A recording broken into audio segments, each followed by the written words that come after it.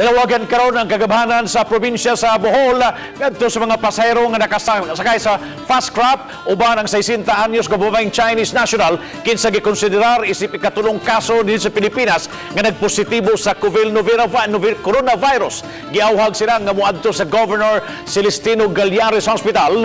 Miabot sa Cebu ang maong babae nga taga Wuhan, China, gikan sa Hong Kong ug misakay kini sa alas 5:40 nga hapon nga trip sa Ocean Jet ni atong Enero 20 gikan sa Cebu paingos nagbilaran City, lalawigan sa Bohol.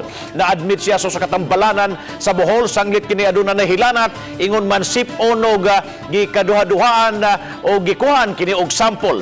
Ang mga samples ni atong Enero 23 ug 24 ning tuiga gipadaan ngadto sa Victorian Infectious Disease Reference Laboratory sa Australia ug sa Research Institute for Tropical Medicine RITM.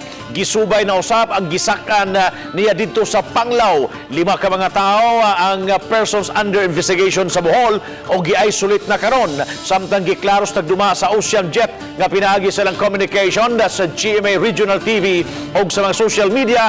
Nakikalayon sila sa Philippine Ports Authority, Cebu Ports Authority o sa local government unit. Gikonfirmal nila nga gigamit gihapon ang maong barko nga gisakyan sa mong Chinese national ni atong Enero 20 o gipa-check up na ang mga crew sa maong fast craft.